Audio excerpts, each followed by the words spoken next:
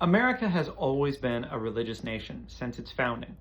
And since Gallup polling kept the numbers starting in 1940, attendance for a weekend religious service of some kind, largely church, has been about 70% all across the board, and has remained there with some fluctuations over the years.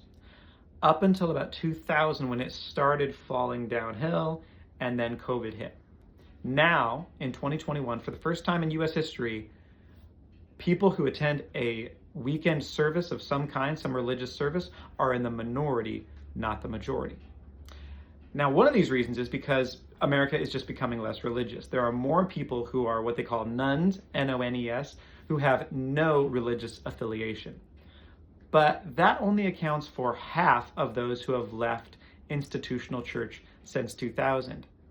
There's still another half of people who are still religious, and in some cases deeply religious, deeply devoted, but who have left the brick and mortar church.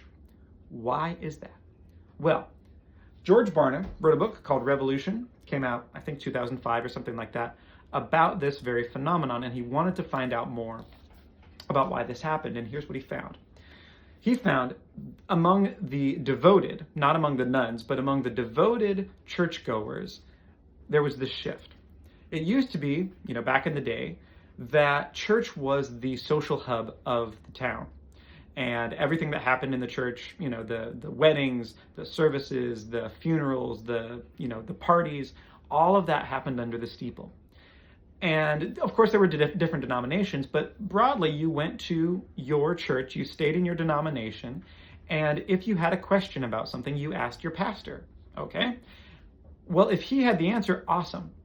If he didn't have the answer, there wasn't really much of an option to go to anything else. There were no other resources because people weren't that connected. As we get into the 80s and 90s, okay, there's Christian bookstores, and if you have a question that's a little bit, that's not going to come up on a normal Sunday, like, what about inner healing? What about deliverance? Can a Christian be oppressed by a demon? What about spiritual warfare? How do I interpret my dreams? Do I have a design, like a redemptive gift that we see in the Bible, and what is that? There are all of these niche things that go beyond personal salvation and holiness and the things that we learn most Sundays.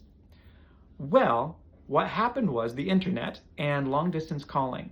Suddenly, with email and texting and online forums and YouTube, suddenly there is this free flow of information that may have been there in pockets, but now everyone's connected.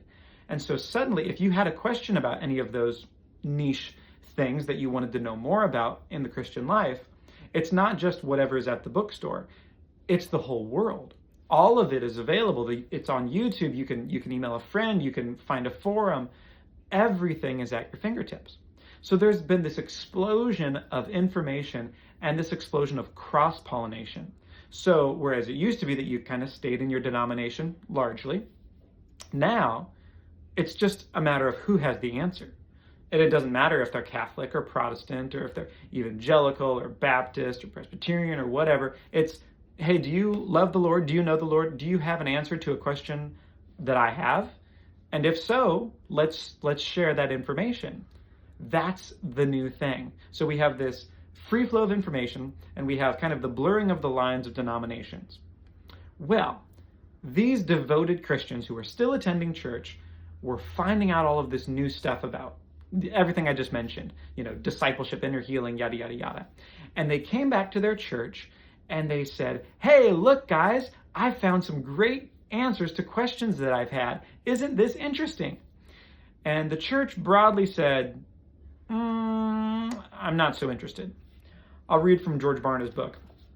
So he talks about kind of the approach that the clergy had to these new and exciting ideas about discipleship and inner healing and all the rest of it.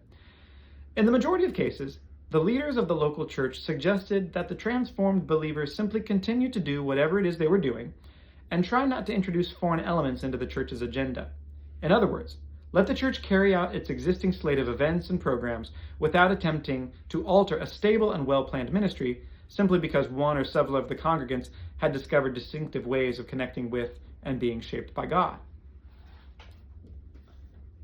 So we have these devoted Christians, and sometimes the most involved Christians, who are more interested in the deeper things of the spiritual life. And the church broadly said, I'm not really sure what to do with you. So you can keep doing what you're doing, just don't do it in church, okay? Go off to the side. And so a lot of people said, oh, okay, all right.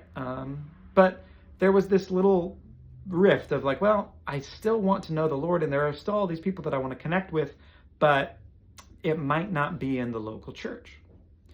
Well, the church went on doing its business, and that was fine, because still they're ministering to 70% of the population, and that is a big market share. But not anymore. Now the numbers have switched. Now it's more like 30% market share, and it's falling. So now these dedicated believers are less connected to the local church than they were, because the local church said, oh, you can do what you're doing, but don't make a big deal out of it. And suddenly they start finding one another. Again, everything is much more connected than it was even a few decades ago.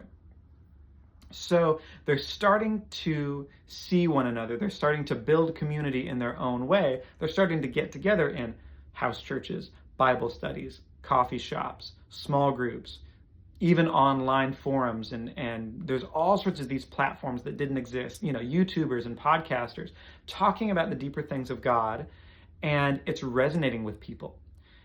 And so they're starting to find that they are attracted in a good way to these other believers. Like, oh yeah, you know about that? Okay, let's talk about that. Let's get together on that. And so there's these new bonds, again, which don't depend on your denomination. They don't depend on your affiliation with any personal pastor.